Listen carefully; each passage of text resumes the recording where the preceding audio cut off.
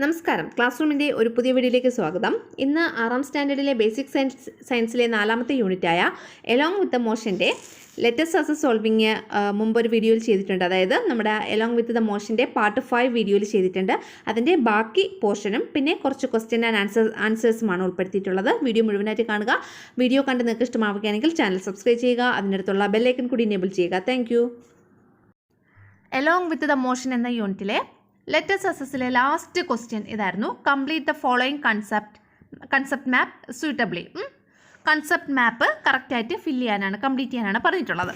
ഇതിനു മുമ്പ് ലെറ്റസ് അസസിൻ്റെ മറ്റു ക്വസ്റ്റ്യൻസ് എല്ലാം ഉൾപ്പെടുത്തിയ ഒരു വീഡിയോ അപ്ലോഡ് ചെയ്തിട്ടുണ്ട്. അപ്പോൾ അത് കാണാത്തവർ അതിൻ്റെ ലിങ്ക് ഡിസ്ക്രിപ്ഷൻ ബോക്സിലുണ്ട്, അവിടെ നിന്നും അത് കാണാവുന്നതാണ്. ഫസ്റ്റ് കൊടുത്തിട്ടുള്ളത് different types of motion and the devices used. നമ്മൾ ഡിഫറെൻറ്റ് ടൈപ്സ് ഓഫ് മോഷൻസ് പഠിച്ചു, പലതരത്തിലുള്ള ചലനങ്ങളെക്കുറിച്ച് പഠിച്ചു. അപ്പോൾ ആ ചലനങ്ങളെ അടിസ്ഥാനമാക്കി ഉപയോഗിക്കുന്ന ഡിവൈസസ് ഏതൊക്കെ മോഷൻസ് ഏതൊക്കെയാണ് എന്നുള്ളതാണ് ഒന്നാമത്തെ കൊടുത്തിട്ടുള്ളത്. അപ്പോൾ അതിൽ ഒരെണ്ണം നമുക്കിവിടെ തന്നിട്ടുണ്ട്, ഓസിലേഷൻ എന്ന മോഷനെ അടിസ്ഥാനമാക്കി പ്രവർത്തിക്കുന്ന ഡിവൈസസ് ഏതൊക്കെയാണ്? Pendulum, swinging cot, string of veena, ഇതൊക്കെയാണ് അതിനെ അടിസ്ഥാനമാക്കി പ്രവർത്തിക്കുന്നത്. ഇനി അടുത്ത രണ്ടാമത്തെ ഏതാണ്? റൊട്ടേഷൻ എന്ന് പറയുന്ന മോഷൻ. നിങ്ങൾ പഠിച്ചല്ലോ റൊട്ടേഷൻ എന്ന് പറയുന്ന മോഷൻ, ഭ്രമണം. റൊട്ടേഷൻ ഓഫ് ഫാനിൻ്റെ റൊട്ടേഷൻ. പിന്നെ റൊട്ടേഷൻ ഓഫ് വീൽസ് ഓഫ് വെഹിക്കിൾസിൻ്റെ അല്ലെങ്കിൽ വാഹനങ്ങളുടെ ടയറിൻ്റെ റൊട്ടേഷൻ, ഭ്രമണം. അടുത്ത റൊട്ടേഷൻ ഓഫ് ടോപ്പ്, ഒരു പമ്പരത്തിൻ്റെ റൊട്ടേഷൻ. ഇതെല്ലാം, അതായത് top, wheels of vehicle, fan, ഇതെല്ലാം റൊട്ടേഷൻ എന്ന് പറയുന്ന ആ ഒരു ചലനത്തെ അടിസ്ഥാനമാക്കി പ്രവർത്തിക്കുന്ന ഡിവൈസസ് ആണ്. ഓക്കെ, ഇതൊക്കെയാണ്. അപ്പോൾ റൊട്ടേഷൻ എക്സാമ്പിൾസ് ഏതൊക്കെയാണ്? Rotation of A fan, rotation of wheels of vehicle, rotation of top.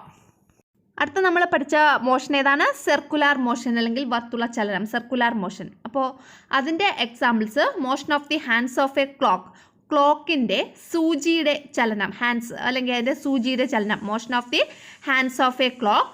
അടുത്തത് മോഷൻ ഓഫ് എ സ്പിന്നർ കണ്ടിട്ടുണ്ടല്ലോ കുട്ടികളുടെയൊക്കെ കയ്യിൽ കളിക്കാനിരിക്കുന്ന. അപ്പോൾ സ്പിന്നറിൻ്റെ മോഷൻ ഓഫ് എ സ്പിന്നർ. പിന്നെ motion of leaves of a ഫാനിൻ്റെ ലീഫിൻ്റെ ചലനം, അതെന്ന് പറയുന്നത് സർക്കുലർ മോഷനാണ്. അതായത് നമ്മുടെ ഫാനിന് 2 ടൈപ്പ് ചലനമുണ്ട്. അതിൻ്റെ ആ നടുക്കുള്ള ഒരു ആക്സ് ഉണ്ടല്ലോ, അപ്പോൾ ആക്സ് ഓഫ് എ ഫാനിൻ്റെ ആ ഒരു ചലനം എന്ന് പറയുന്നത് റൊട്ടേഷനാണ്. എന്നാൽ ഫാനിൻ്റെ ലീഫിൻ്റെ ചലനം എന്ന് പറയുന്നത്, അല്ലെങ്കിൽ ഫാനിൻ്റെ ലീഫിൻ്റെ മോഷൻ എന്ന് പറയുന്നത് സർക്കുലാർ മോഷനാണ്. അപ്പോൾ ഫാനിന് 2 ടൈപ്പ് ചലനമാണുള്ളത്. ഫാനിൻ്റെ ആ ലീഫിൻ്റെ ചലനം എന്ന് പറയുന്നത് സർക്കുലാർ മോഷനാണ്.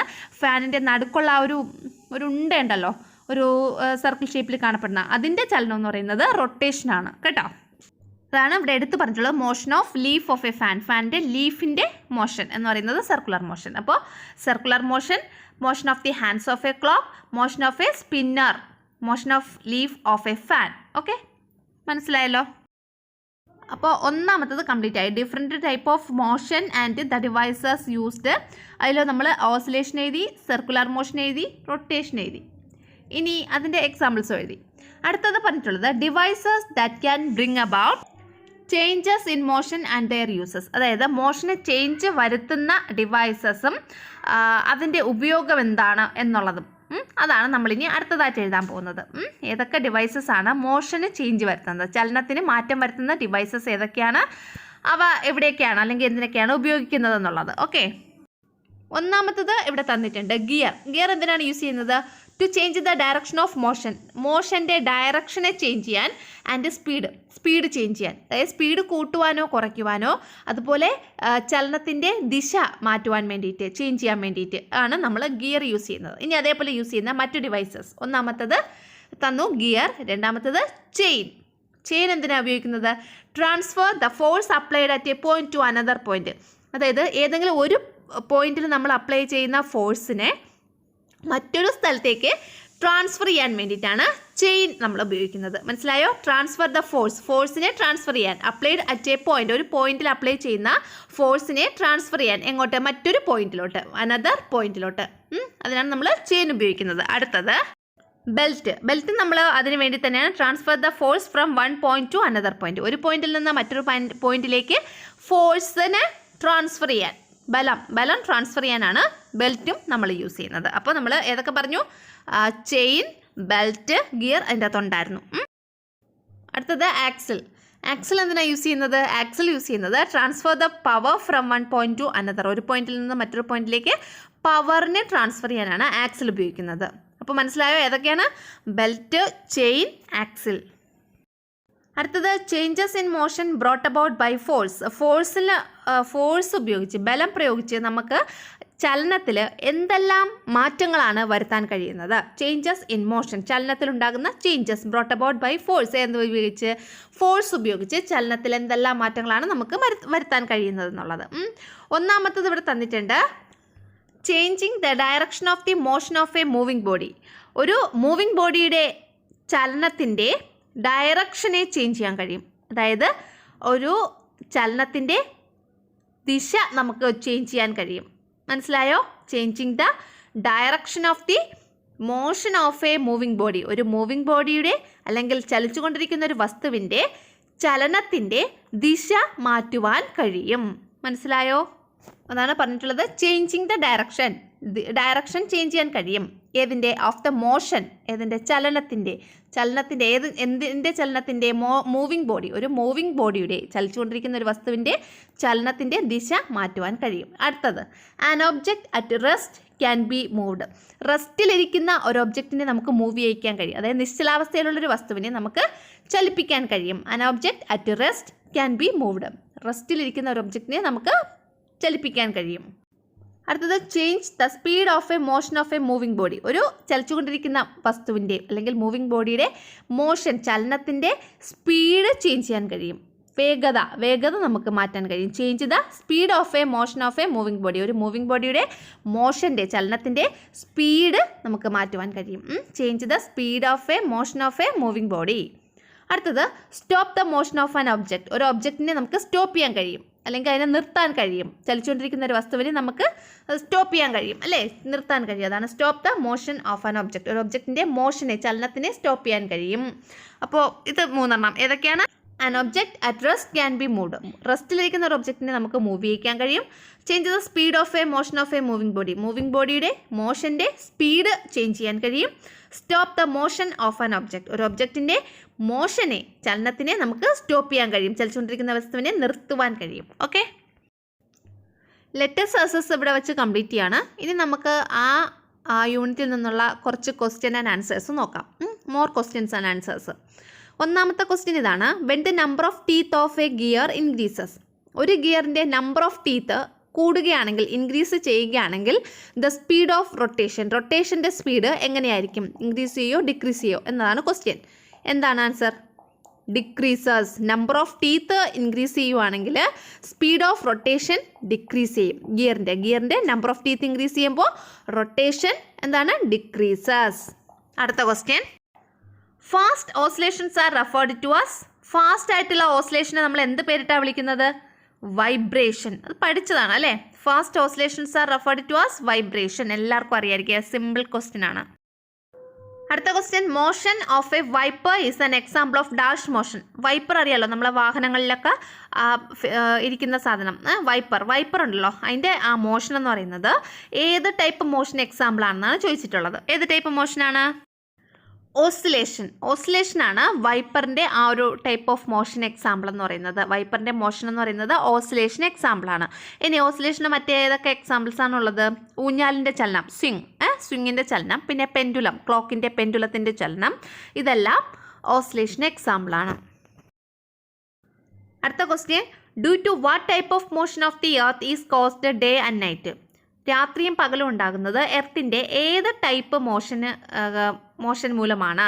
അതായത് നമ്മുടെ എർത്തിന് 2 ടൈപ്പ് മോഷനാണുള്ളത്. അപ്പോൾ ഒരു ടൈപ്പ് മോഷൻ മൂലം ഡേയും നൈറ്റും ഉണ്ടാകുന്നു, മറ്റൊരു ടൈപ്പ് ഓഫ് മോഷൻ മൂലം സീസണൽ ചേഞ്ച് ഉണ്ടാകുന്നു. അപ്പോൾ ഏത് ടൈപ്പ് മോഷനാണ് ഡേയും നൈറ്റും ഉണ്ടാവാൻ കാരണമായത്? റൊട്ടേഷൻ ഓഫ് ദി എർത്തിൻ്റെ റൊട്ടേഷൻ മൂലമാണ് ഡേയും നൈറ്റും ഉണ്ടാകുന്നത്.